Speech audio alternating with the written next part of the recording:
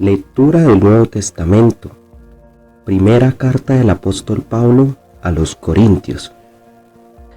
Capítulo 1. Pablo, llamado a ser apóstol de Jesucristo por la voluntad de Dios, y el hermano Sóstenes, a la iglesia de Dios que está en Corinto, a los santificados en Cristo Jesús, llamados a ser santos, con todos los que en cualquier lugar invocan el nombre de nuestro Señor Jesucristo, Señor de ellos y nuestro. Gracia y paz a vosotros, de Dios nuestro Padre y del Señor Jesucristo. Gracias doy a mi Dios siempre por vosotros, por la gracia de Dios que os fue dada en Cristo Jesús, porque en todas las cosas fuisteis enriquecidos en Él, en toda palabra y en toda ciencia, así como el testimonio acerca de Cristo ha sido confirmado en vosotros, de tal manera que nada os falta en ningún don, esperando la manifestación de nuestro Señor Jesucristo, el cual también os confirmará hasta el fin, para que seáis irreprensibles en el día de nuestro Señor Jesucristo. Fiel es Dios, por el cual fuisteis llamados a la comunión con su Hijo Jesucristo, nuestro Señor. Os ruego pues, hermanos, por el nombre de nuestro Señor Jesucristo, que habléis todos una misma cosa, y que no haya entre vosotros divisiones, sino que estéis perfectamente unidos en una misma mente y en un mismo parecer. Porque he sido informado acerca de vosotros, hermanos míos, por los de Cloé, que hay entre vosotros contiendas. Quiero decir que cada uno de vosotros dice: yo soy de Pablo, y yo de Apolos, y yo de Cefas, y yo de Cristo. ¿Acaso está dividido Cristo? ¿Fue crucificado Pablo por vosotros? ¿O fuisteis bautizados en el nombre de Pablo?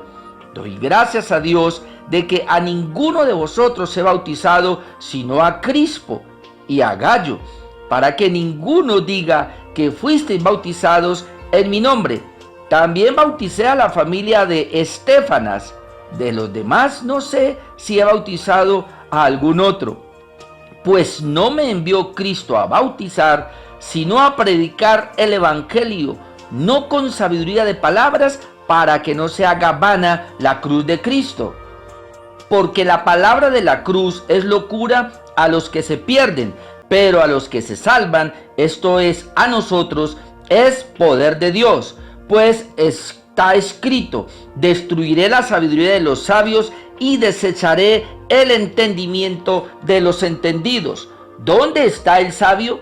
¿Dónde está el escriba? ¿Dónde está el disputador de este siglo? ¿No ha enloquecido Dios la sabiduría del mundo?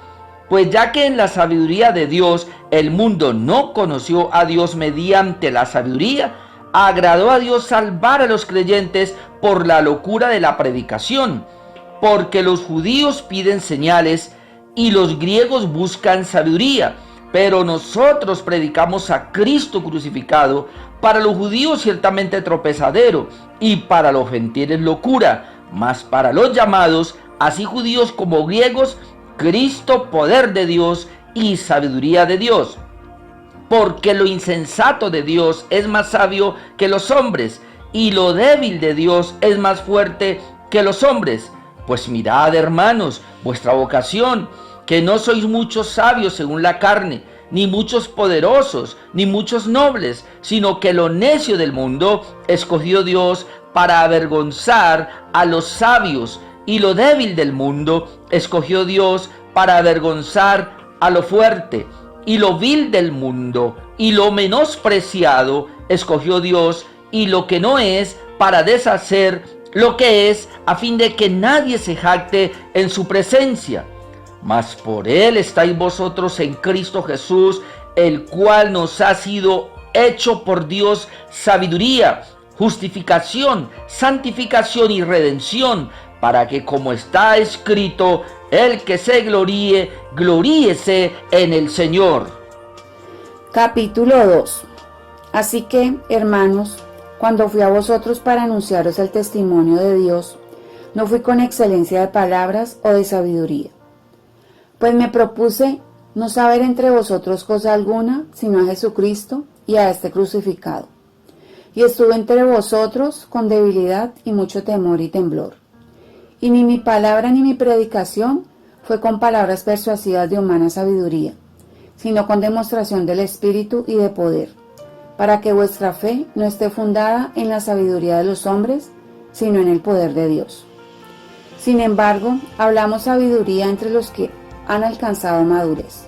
Y sabiduría no es de este siglo ni de los príncipes de este siglo que perecen, mas hablamos sabiduría de Dios en misterio, la sabiduría oculta, la cual Dios predestinó antes de los siglos para nuestra gloria, la que ninguno de los príncipes de este siglo conoció, porque si la hubieran conocido, nunca habrían crucificado al Señor de gloria. Antes bien, como está escrito, cosa que ojo no vio, ni oído yo, ni han subido en corazón de hombre, son las que Dios ha preparado para los que le aman.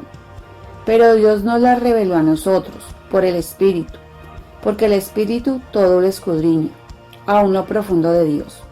Porque, ¿quién de los hombres sabe las cosas del hombre, sino el Espíritu del hombre que está en él? Así tampoco nadie conoció las cosas de Dios, sino el Espíritu de Dios.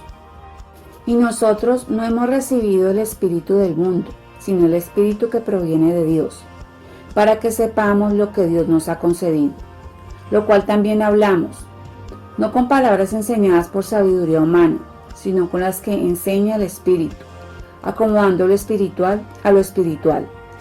Pero el hombre natural no percibe las cosas que son del Espíritu de Dios, porque para él son locura y no las puede entender, porque se han de discernir espiritualmente. En cambio, el espiritual juzga todas las cosas, pero él no es juzgado de nadie. ¿Por qué? ¿Quién conoció la mente del Señor? ¿Quién le instruirá? Mas nosotros tenemos la mente de Cristo. Capítulo 3. De manera que yo, hermanos, no pude hablaros como a espirituales, sino como a carnales, como a niños en Cristo. Os di a beber leche y no vianda, porque aún no erais capaces, ni sois capaces todavía. Porque aún sois carnales, pues habiendo entre vosotros celos, contiendas y disensiones, ¿no sois carnales y andáis como hombres? Porque diciendo el uno, yo ciertamente soy de Pablo, y el otro, yo soy de Apolos, ¿no sois carnales? ¿Qué pues es Pablo? ¿Y qué es Apolos? Servidores por medio de los cuales habéis creído, y eso según lo que a cada uno concedió el Señor. Yo planté, Apolos regó, pero el crecimiento lo ha dado Dios. Así que ni el que planta es algo, ni el que riega, sino Dios que da el crecimiento. Y el que planta y el que riega son una misma cosa, aunque cada uno recibirá su recompensa conforme a su labor. Porque nosotros somos colaboradores de Dios, y vosotros sois labranza de Dios, edificio de Dios, conforme a la gracia de Dios que me ha sido dada. Yo como perito arquitecto puse el fundamento, y otro edifica encima, pero cada uno mire cómo sobreedifica. Porque nadie puede poner otro fundamento que el que está puesto, el cual es Jesucristo. Y si sobre este fundamento alguno edificare oro, plata, piedras preciosas, madera, heno, hojarasca, la obra de cada uno se hará manifiesta, porque el día la declarará, pues por el fuego será revelada. Y la obra de cada uno cual sea, el fuego la probará. Si permaneciere la obra de alguno que sobreedificó, recibirá recompensa. Si la obra de alguno se quemare, él sufrirá pérdida. Si bien él mismo será salvo, aunque así como por fuego. ¿No sabéis que sois templo de Dios y que el Espíritu de Dios mora en vosotros? Si alguno destruyere el templo de Dios, Dios le destruirá a él, porque el templo de Dios, el cual sois vosotros, santo es. Nadie se engañe a sí mismo. Si alguno entre vosotros se cree sabio en este siglo, hágase ignorante para que llegue a ser sabio, porque la sabiduría de este mundo es insensatez para con Dios, pues escrito está, Él prende a los sabios en la astucia de ellos. Y otra vez, el Señor conoce los pensamientos de los sabios, que son vanos. Así que ninguno se gloríe en los hombres, porque todo es vuestro, sea Pablo, sea Apolos, sea Cefas, sea el mundo, sea la vida, sea la muerte, sea lo presente, sea lo porvenir, todo es vuestro, y vosotros de Cristo, y Cristo de Dios. Capítulo 4.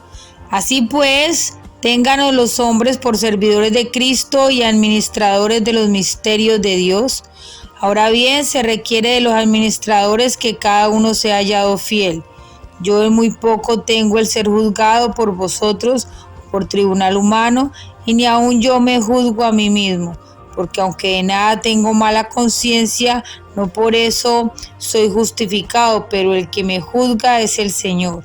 Así que no juzguéis nada antes de tiempo, hasta que venga el Señor, el cual aclarará también lo oculto de las tinieblas y manifestará las intenciones de los corazones, y entonces cada uno recibirá su alabanza de Dios.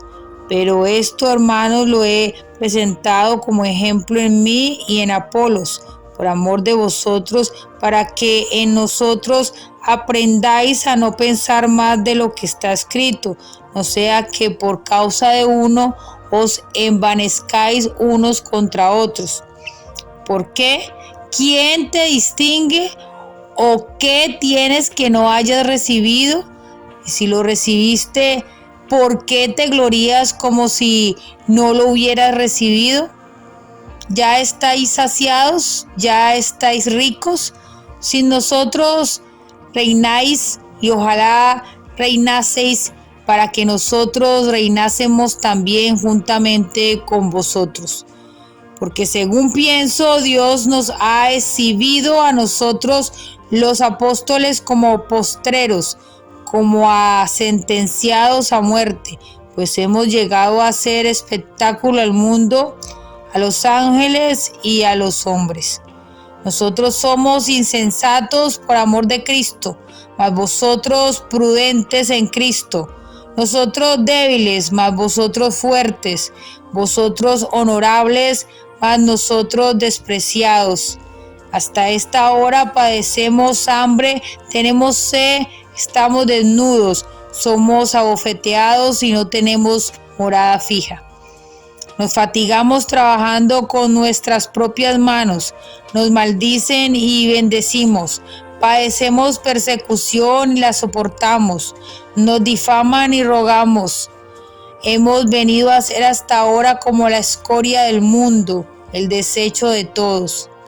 No escribo esto para avergonzaros, sino para amonestaros como a hijos míos amados, porque aunque tengáis 10,000 años en Cristo, no tendréis muchos padres, pues en Cristo Jesús yo os engendré por medio del Evangelio.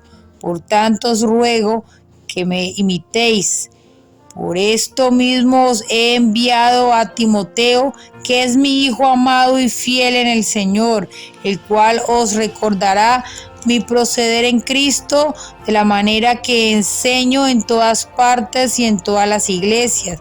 Mas algunos están envanecidos, como si yo nunca hubiese de ir a vosotros, pero iré pronto a vosotros, si el Señor quiere, y conoceré no las palabras, sino el poder de los que andan envanecidos. Porque el reino de Dios no consiste en palabras, sino en poder. ¿Qué queréis? ¿Iré a vosotros con vara o con amor y espíritu de mansedumbre?